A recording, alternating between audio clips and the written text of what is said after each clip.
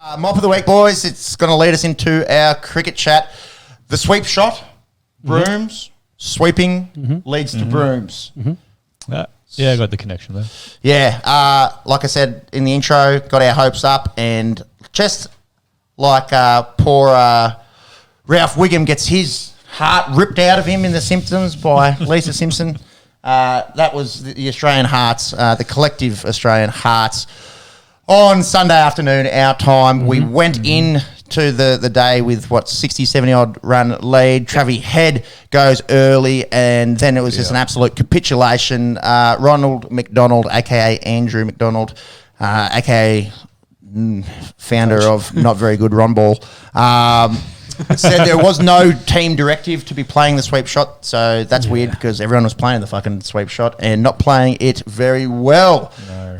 It is interesting. Usman in the first innings did make 80 odd and was playing both reverse and regular sweep shot with relative ease, and then everyone sort of tried to do it early on in their innings. I think Head the night before really didn't as well. He played straight. He played straight. Well, he played aggressive. He went after it, but I don't think there was much sweep involved.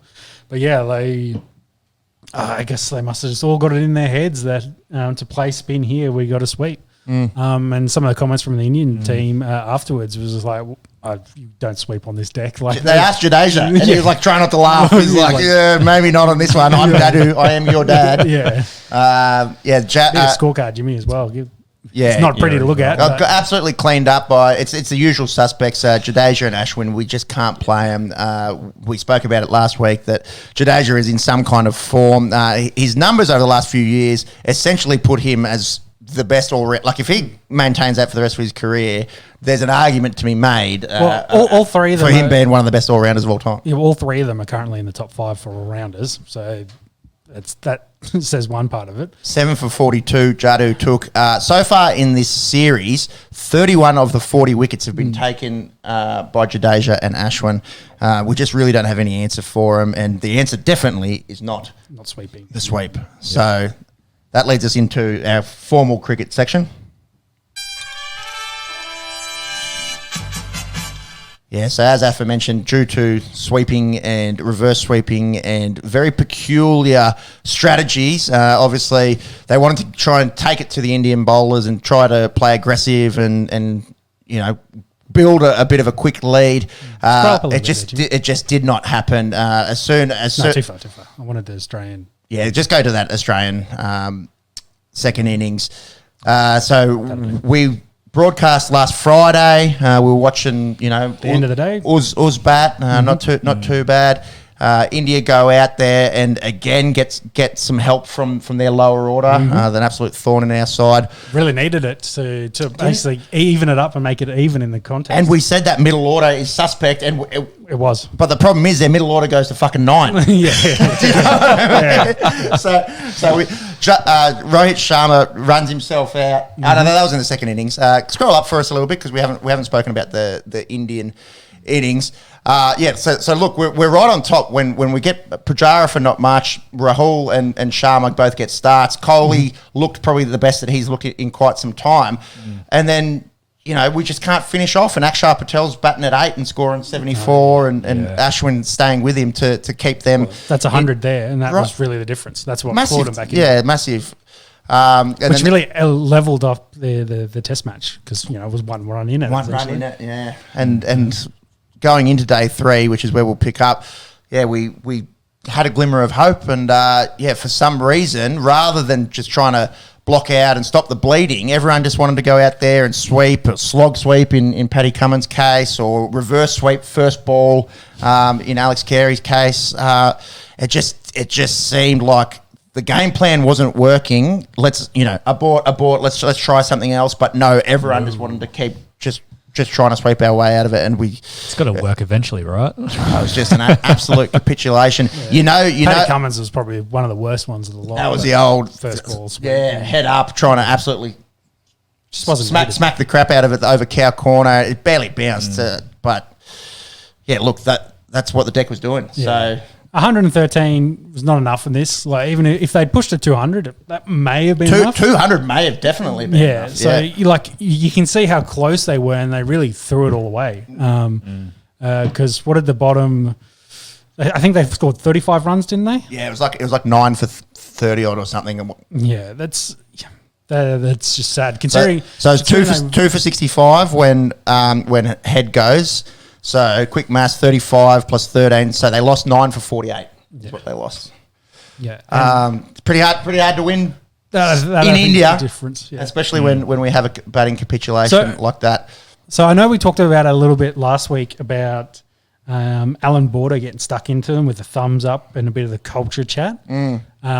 I don't play hard-nosed cricket. Yeah, I don't think that's necessarily what's missing here, but I feel like maybe they were lacking the killer instinct to win this game, like how to finish this off and win it. Because when it started going wrong, it went really wrong, and no one really knew, hey, we had to get back into this game, and like, how do we win this game? Because you think back to all their recent games, they've been well out in front. They really haven't had to play a tough test match where they have to have that killer instinct and finish out a game and, be grindy, play hard, really win it. And once they kind of, I guess, got the pressure on them that, hey, we've got a sniffy to win a game in India, it just blew up in their faces. So, and they called him Captain Grumpy for a reason. I didn't really agree with any of his comments. In the lead up, we spoke about his selections for that test, and I couldn't have agreed with them less.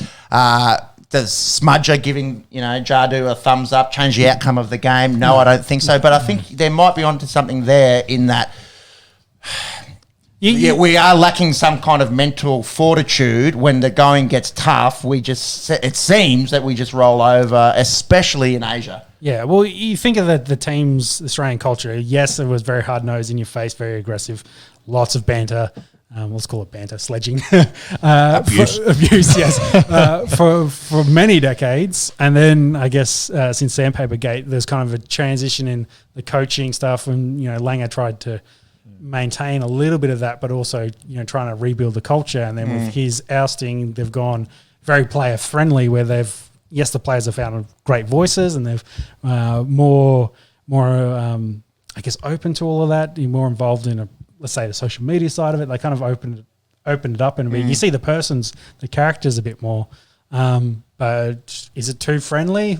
I don't think so. I think maybe they've gone too far one way. That's what I'm getting at. They were so hard left, they're now so far right, and maybe they just need a little bit more of that, come back a little bit, maintain where you're in your happy space, but you still need the killer instinct. You still need that, whatever it is, X factor, to finish out a game like this where you got to play a little bit grittier, a little bit harder to win it. Firstly, I think it's interesting that you said that the hard-nosed version was left. And that one just went first. So. Politics aside, I don't know if it's a mental attitude thing that has anything to do with outside of being able to block out and play straight and survive and try to from a cricketing sense just play better cricket than India in that moment. Of course, when your back's up against a fucking wall on a rank deck on day 3, a 3-day test, it's going to be tough mentally. Cricket is a tough game mentally. I think it's a technical flaw and a game plan flaw rather than some kind of our attitude's gone too soft. I just don't feel like that reflects accurately our demise. True. I think there may be a cultural piece there potentially, because the way I feel is like Travis Head opened that door. They really should have kicked it in. He looked good, yeah. And they should have kicked it in and won this game, but they slammed shut themselves, bolted it and boarded it up and wanted to get out of there. I think you could probably ask questions about a lot of it. Captaincy, leadership, was it the coaching? Was it the culture of the team? Was it the assistant staff and how they were coaching the things? Or is it purely on the individuals? It's probably little bits of everything that alluded to it. And they're all in India and spent the last week there, probably either drowning sorrows or they're trying to work out what they want to do going into the third test. But they've got to find something. They're obviously it's not working, especially in a game which was a lot tougher than. That's probably the other question. Did they come into this maybe underdone a little bit? 110%. Coming off like a soft summer and then into the Big Bash for some of them, and then they've come across here. And that's 100%. We said, how good is the Big Bash when Steve Smith's going out there and and hitting 100 off 58 balls? That makes the Big Bash more exciting. But when the 2004 team goes over to India with Hayden and Langer and Ponting and the rest, they go over there 6 weeks beforehand, and all Haydos does is play sweep shots in India for 6 weeks and learn from the Indians. Well, they were telling stories about how they would hire like local spinners to come down and bowl to them like non-stop all day, so they could get used to what the conditions were. Like practice, like if you're going to do sweep, just practice it over and over. So they had it ingrained and they could see what they were picking. And that's just where modern cricket is at. Unfortunately, the younger people that are trying to push the T20,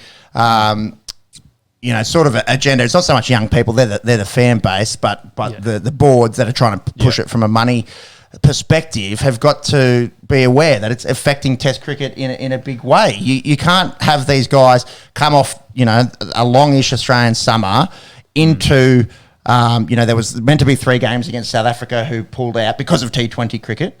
Again, their own league, and then we scatter our stars in the Big Bash and get massive turnouts and a good spectacle, and then they've got to go into the Allan Border Medal, get on a plane on Tuesday. Poor Usman can't get his visa sorted, and then they've got to be playing a fucking Test match on the next weekend. Like it's for me, underdone doesn't even. They went in there.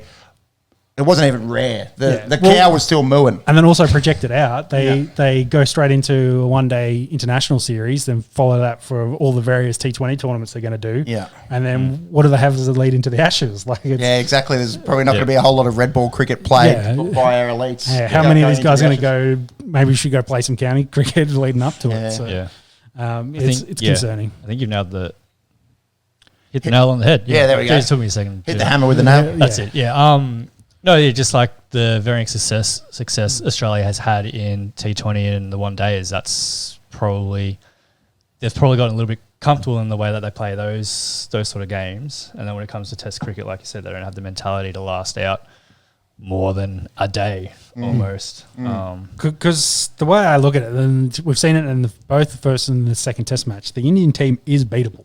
100%. With the way their middle order, outside of the tail end, outside of the all-rounders, there's definitely some weakness there. You just got to get through them, and then you got to jag those guys, and you're in red hot chance of winning a Test match. Yeah. But it looks like the squad's kind of fallen apart a little bit. So we'll get into that now. So who is actually going to be available for this third Test in Ahmedabad? Obviously, it got moved from Dharamshala, so very different grounds, very different conditions. Ahmedabad's like the MCG now, if you will, of India. It's bigger than the MCG. It's brand spanking new. It's got that Colosseum type vibe about it. What the deck's going to look like, hard to tell, but I can't imagine it's going to be a seaming deck. No, a seaming green top or a road. I'm going to imagine it's going to be low and spin friendly. Yeah. But just how far to the extremes that we've seen in Delhi and Nagpur it will be.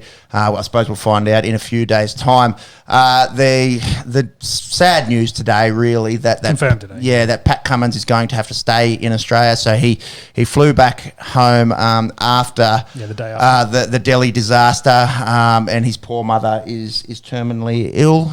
So obviously thinking of Paddy Cummins and his family at this time. Anyone who has said, I've seen some stupid comments saying that he should be in India playing. Fuck that. Like, family comes first. Yep. Give Smudger 100%. The opportunity to be skipper again, which he did fill in for Camo earlier in the year. It's his third time back as skipper. Yep. And then Hazelwood heading home with that Achilles. Couldn't get right. Yeah, and look, he's pushing it. Yeah, and with Cummins actually being out of this game, it would have been an interesting discussion to have, if Hazelwood could get right. But you may as well just be in some elite sort of, sports rehab place in Australia and just put a line through this tour, and because we need Josh Hazlewood to be fit for the Ashes. Yep. And then Davey Warner had that hairline fracture in his elbow, plus a concussion, plus some questionable form over the last, I think, 15 innings. I think I sent it through to you. You take out that double ton and it doesn't make for good reading. No, yes. So he, of course, is coming home as well, and some chat about is that potentially it for Davey Warner? Of course, being 36, hairline fracture in the arm, he's probably not going to batter huge leading up to the Ashes. Do they rush him back? I think it may depend on if they do have a decent replacement by that point, which is also debatable. We'll talk about that in a second. Yeah. I don't think coming back from a hairline fracture in your elbow in 4 months' time is necessarily rushing back. No. But yeah, preparation. Preparation. Rushing him back into the team to get him prepped so he's ready for the Ashes, etc. So. I think he'd be very hard done by to not play Test cricket again. True. I expect him to be if opening the batting in that first Test in England. Though his average in England and against Stuart Broad is probably just as bad, if not worse, than his recent form. So that also may weigh into their selection a little bit as well. Again, I think it'll be a travesty if he doesn't play Test cricket again. We'll go out like that, he doesn't deserve that. No, he doesn't deserve that at all. So, in some good news for Aussie cricket fans, the $3 million man Cam Green should be set to go for this Test, as will Mitchell Stark. So you'd imagine both of them straight in. Stark pretty close to being a like-for-like replacement with Cummins, although just being a left-arm quick compared to a right arm. Similar abilities with the stick. Then Cam Green, you'd imagine, comes straight back into 6, which means, Warner goes out. Head probably stays. Do you think Head stays and opens? I think so, because maybe that, again, protects him a little bit. He can face a bit more of the hard ball and the fast bowlers up first. Yep. So he can get in a little bit, because once you're in, it's very hard to get out, as we've seen. Very hard to get out? Yes. In India? Yes. Well, I'm saying once you get in, like you get past that 30 or 40 mark, they've been turning that into bigger scores. Yeah, I suppose. Yes. Usman's done it once and Rohit's done it once. Of the batsmen. The tail enders. They don't need to get in, mate. Sorry, my point, I guess, is you've got to break the 30 or 40 first. Yeah, and I mean, like, once the ball is getting softer, and like when you get deeper down, as we've seen from a lot of the innings, it's been a lot harder to get out the tail enders, especially the Indians. I was going to say only the Indians. So I guess for Head, that kind of makes sense. You kind of see that off, get in a little bit, and then you're with the ball as it's kind of wearing down. You're not just getting all the spin straight up. But having said that, the Indians do also like to open with Ashwin occasionally, so it might not matter. But I think Head's probably your go-to there. They have, so the other ones, Agar has gone home as well. He's not in line to get picked at all and doesn't look likely with the other spinners ahead of him. So they've sent him back. There was some chat that maybe Renshaw will get sent back as well, but there really hasn't been a good enough, I guess, sticks available. Like I said to you guys, Inglis and Short were the only guys recently in the Sheffield Shield to score tons. Outside Cam Bancroft, who scored one today or yesterday? I think he joined the squad today. It must have been yesterday. Yesterday. He leads the Shield for runs as well. Yeah. That's the big story. He did get one in the innings before that, but doesn't matter. He leads the Shield, mate. The Shield. Redemption, I suppose, for Cam Bancroft is not guaranteed of a spot, but at least going back and joining the squad. That means Cricket Australia is repaying the faith and say you've done your time in the wilderness. Yep. I hope for him. We've spoken about it on the podcast before. We all think he was pretty much scapegoated throughout the whole sandpaper debacle. Especially as the young fellow who was thrown to the walls. The peer pressure, do it, bro. Faf only got 2 games, bro. You'll be right. It's a David Don't worry. There's only fucking 14 cameras out here. No one will see it. But he's done his time in the wilderness. He struggled for runs essentially after that as well. I think his confidence was shot. The mental resilience to come back. The whole of Australia hates you, and then he's come back and he's worked his way back in. best thing he could do is show up in India, score 200 and win us a test match. So I'm going to say that'll be paying probably 501 to 1 for Cam Bancroft to go score 200 in a Metabad. What I'm saying, though, is with Head probably is the opener. I don't think he's going to go straight in as replacement for Warner. I think he's more there as the backup now. I agree. Maybe, I don't know if they want to punt Renshaw out and they want him in there in the middle order, which is not really. Well, Cam Green comes back into that middle order, so maybe that's Renshaw is gone. I think Hanscom would be unlucky to miss out, given he's been okay. So I think the way that they will line up will be Uzi, Head, Smith, Labuskakne, Footbrush, Green, Carey, Stark, and then the three spinners in line, the Murph and Kuhneman.